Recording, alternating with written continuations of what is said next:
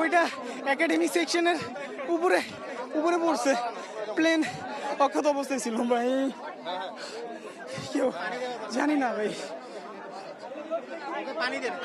আমরা আসলে দেখছি যে প্রত্যক্ষদর্শী একজন ছিলেন, তিনি কিন্তু আসলে এখানে স্বেচ্ছাসেবক হিসেবে কাজ করছেন, কিন্তু তিনি আসলে তীব্র গরমের কারণে কিন্তু এখানে তারাও এখানে অসুস্থ হয়ে পড়ছে। আর বাইরেতে দেখছি যে হুট করে দাও আগুন। আচ্ছা, ভেতরে আনুমানিক কেমন ওইটা এখন বলা যাবে না। এখানে আসলে তারাও এখানে প্রচন্ড পরিমাণে এই তীব্র গরমের কারণে কিন্তু উদ্ধার কাজ করতে গিয়ে তারাও বা স্বেচ্ছাসেবা দিতে গিয়ে তারাও এখানে অসুস্থ হয়ে পড়ছেন। আমরা এখানে যারা অভিভাবকরা এসেছেন তাদের সঙ্গে একটু কথা বলতে চাই। আপনাদের কোনো শিক্ষার্থী এখানে আছে কিনা? হ্যাঁ আছে। কে আছে উনি, মানে তার সঙ্গে কথা হয়েছে কিনা? আপনাদের কি অবস্থায় আছে? না এখনো কথা আয়ান আয়ান ইংলিশ ভাষণ ক্লাস 7 আয়ান, নাম হচ্ছে আয়ান। কথা হয়েছে আপনার এখন পর্যন্ত? দর্শক দেখছিলেন আসলে এখানে আসলে দেখছিলেন যে এখানে যারা শিক্ষার্থী ভিতরে রয়েছেন, অনেকে হোস্টেলে যারা ভর্তি হয়েছেন। আমরা আরো দু একজনের সঙ্গে কথা বলবার চেষ্টা করছি যারা এই বিদ্যালয়ের ছাত্র, যারা এই বিদ্যালয়ের ছাত্র তাদের সঙ্গে আসলে কথা বলবার চেষ্টা করছি। ঠিক যে ঘটনাটি যে সময় ঘটনাটি ঘটেছিল সেই আমরা একটু একজন প্রত্যক্ষদর্শীর সঙ্গে কথা বলতে চাই যে ঠিক কখন আপনারা জানলেন বা কখন বুঝলেন যে এখানে ঘটনাটি ঘটেছে? আমরা ক্লাসে ছিলাম অ্যান্ড ক্লাসের উপর থেকে আমরা দেখতে পেলাম জাস্ট একটা জেট প্লেন আইসে স্কুল সেকশনে আইসে আঘাত করে অ্যান্ড দেন ওইখানে ব্লাস্ট হয়ে যায়। তো ব্লাস্ট হয়ে যাওয়ার পরে অনেকগুলো ডেড বডিও দেখছি। আমরা পরে নিচে আসছি অ্যান্ড দেখি যে সবার অবস্থা খারাপ, আগুন জ্বলতেছে। তো এই তো অবস্থা, অনেক ক্রিটিক্যাল অবস্থা ছিল তখন। অ্যান্ড আমাদের যে সেনাবাহিনীরা আছে তারা আসছে, উদ্ধার করতে আসছে অ্যান্ড উদ্ধার করতে পারছে। অনেক ডেড বডি হেলিকপ্টার দিয়ে নিয়ে যাওয়া হয়েছে, মেডিকেলে নিয়ে যাওয়া হয়েছে, অনেক অ্যাম্বুলেন্স আসছিল, অ্যাম্বুলেন্সে হেল্প করতে সবাই অনেক হেল্পফুল ছিল।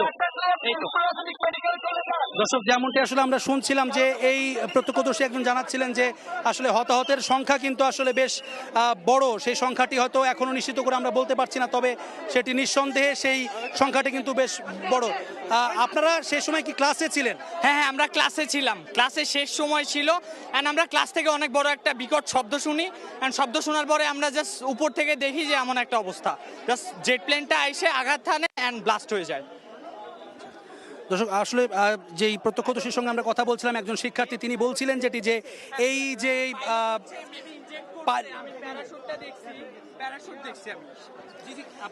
পাইলট যিনি ছিল উনি ইনজেক্ট করছে, কারণ হচ্ছে যে যে জায়গায় বাইক রাখে ওই জায়গার উপরে আমি দেখছি যে গাছের সাথে প্যারাশুট আর কি ঝোলানো আছে। সো এটা বোঝা যায় যে পাইলট ইনজেক্ট করছে।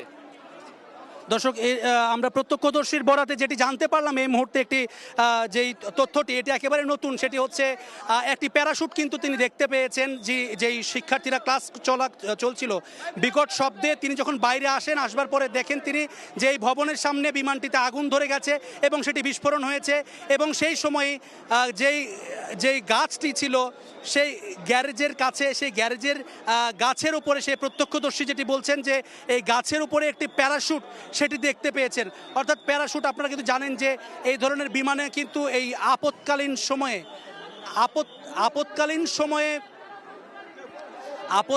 সময়ে কিন্তু আমরা যেটি দেখি যে এই বৈমানিকদেরকে বের হয়ে আসার জন্য সেখানে যে ইজেক্ট বাটনটি থাকে সেটিতে চাপ দিয়ে কিন্তু শেষ মুহূর্তে তিনি বের হওয়ার সুযোগ থাকে তার সিট সহ।